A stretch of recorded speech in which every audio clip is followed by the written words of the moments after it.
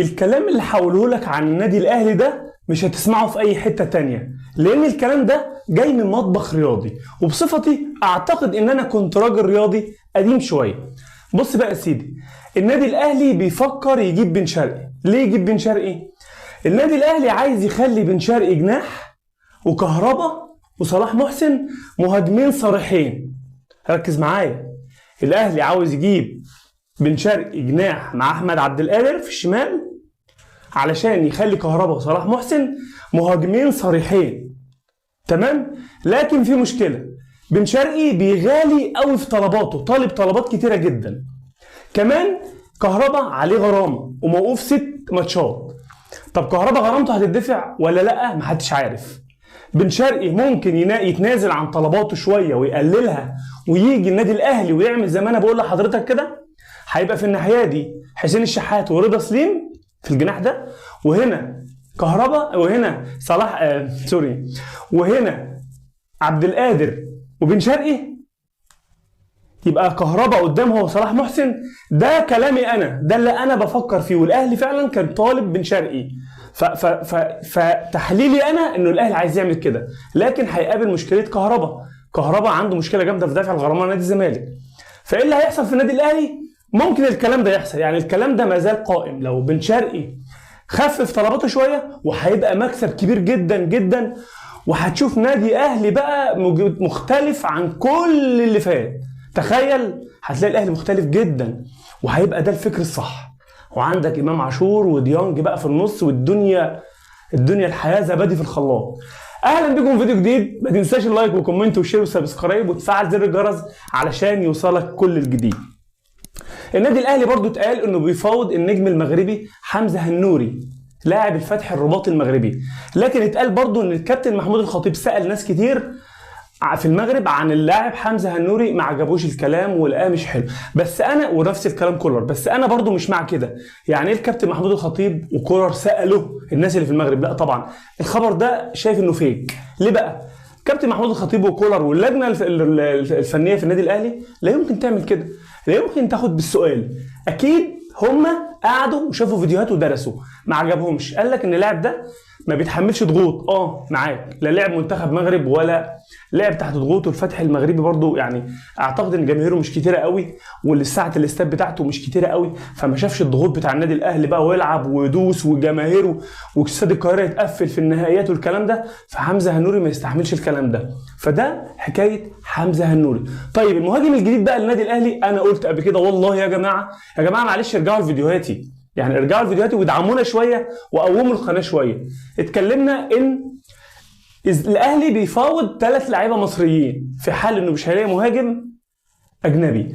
قلنا مروان حمدي النادي المصري، احمد اوفا انبي، احمد ياسر ريان سيراميكا كليوباترا، ابني اللي كان على كتفي وانا رميته بدور عليه تاني. فالاهلي بيفاوض احد اللاعبين دول، ال3 لعيبه دول، في حال انه ما لقاش مهاجم تاني. طب في حاجه تانيه، محمد شريف اللي مكسر الدنيا في الخليج السعودي، نادي الخليج السعودي. محمد شريف مكسر الدنيا هناك وعامل احلى شغل. طب احنا يا عم كولر، ما محمد شريف كان عندنا وكان معانا، وانا قلت نزله بس شوف في 18 كده، وبالذات في ماتشات الزمالك هيجيب جول من خرم ابره. ده محمد شريف، انا قلت الكلام ده والله، ارجع لفيديوهاتي. لكن انا مانيش فاهم كولر ليه ما كانش بيلعب محمد شريف. يا جماعه محمد شريف ما كانش يمشي، كان هيبقى عندك ال3 وهات بن شرقي زي ما انا قلت جناح. يا جماعه انتوا واخدين بالكم من الكلام اللي انا بقوله؟ يعني عبد القادر وبن شرقي جناح شمال، حسين الشحات ورضا سليم في اليمين، كهربا وصلاح محسن، وكنت سيب شريف في قدام، وديانج بقى وامام عاشور والدنيا وقفشه والدنيا في النص وورا. انت مش هنتكلم عن الدفاع، معلول وياسر ابراهيم ومحمد عبد المنعم ومحمد هاني والشناوي ورا. ايه الفريق ده؟ ايه الفريق الجامد ده؟ لكن انا بقول لك بن شرقي لو تنازل عن بعض طلباته وجه هنا هيبقى حاجه جامده جدا. وكهربا تدفع غرامته للزمالك من فضله. اخبار بقى نادي الزمالك، حسين لبيب المرشح الاقوى والابرز لانتخابات نادي الزمالك، بيقعد مع كل الاطراف في نادي الزمالك. لكن نادي الزمالك في بوتقه من النيران والمشاكل والازمات العالميه. نادي الزمالك جاله 4 ايقافات و4 غرامات من الفيفا علشان لعيبه ما خدتش فلوسها، وسبورتنج لشبونه رفض باي حال من الاحوال انه يقسط الغرامه اللي كان سببها شيكابالا، او مش سببها شيكابالا، سببها المجلس الماضي، لان شيكابالا كان بيتخصم من عقده عشان يدفع لسبورتنج لشبونه، وتفاجئ انه ما في حاجه اتخصمت. في ازمه في نادي الزمالك، مشكله كبيره جدا ان اللي ماشي، المجلس اللي ماشي بياخد كل الورق معاه عشان يسيب المجلس اللي جاي يغرق، ويسيب اللجنه اللي جايه تغرق.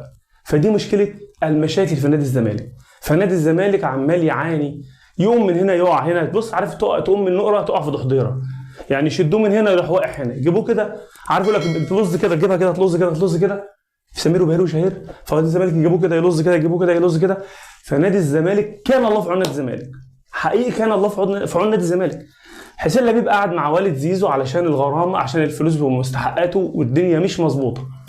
رجال الاعمال قعدوا لموا غرامه سبورتنج لشبونه عشان يدفعوا جزء ويقسطوها. سبورتنج لشبونه قال لك لا انا عايز على بعضها كاش يا باشا، توتو على كبوته، حط لي توتو على كبوته كده وانا اجي واتنازل.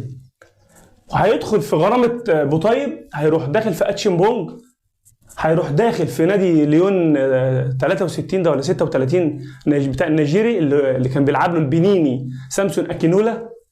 نادي الزمالك طخ طرخ طرخ، يفوق طخ طرخ طرخ، يفوق طخ طرخ طرخ، يفوق ياخد نص، يفوق ياخد نص. ايه يا جماعه؟ والله حرام اللي بيحصل. احنا قلنا نادي الزمالك القطب الثاني من اقطاب الكره المصريه، فاحنا مش عايزين نادي الزمالك يقع خالص، احنا عايزين نادي الزمالك ينهض ويقوم. المشكله الثانيه بقى نادي الزمالك، طبعا الاهلي ضغط عشان الزمالك ما يلعبش اي سوبر ولا اي دوره رباعيه قادمه. الاهلي ضغط وبشده، والاتحاد الكره بيستجيب، الاتحاد الكره يستجيب وبينفذ، بيعمل لائحه مكمله للائحه اللي فاتت علشان يمنع نادي الزمالك من انه يلعب في الدوره الرباعيه. حتى نادي الزمالك لو خد الكاس ده، لو خد الكاس ما ينفعش يلعب، لانه هيبقى بطل الدوري وبطل الكاس وتاني الدوري، وفي فريق رابع اللي هو بطل الرابطه اللي هو سيراميكا. قال لك الزمالك حتى لو خد الكاس مش لاعب. طيب لو الاهلي وبيراميدز وصلوا نهائي الكاس، هيبقى في واحد فيهم وهو اول وتاني دوري هيبقوا محتاجين الثالث، الزمالك لا مش لاعب، يقوم ياخدوا فيوتشر.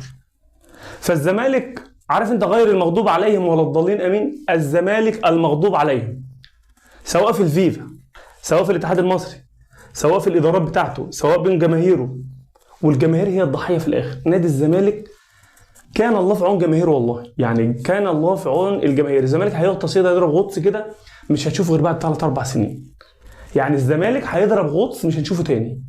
قدامك بقى حلني بقى، موت يا مش عارف ايه. فيا جماعه نادي الزمالك لازم يقوم ولازم يقف على رجليه تاني، لان حرام اللي بيحصل في نادي الزمالك، لان نادي الزمالك ما يستاهلش كده. وفي نهايه الفيديو ما تنساش اللايك والكومنت والشير والسبسكرايب والقناه وتفعل زر الجرس علشان يوصلك كل جديد.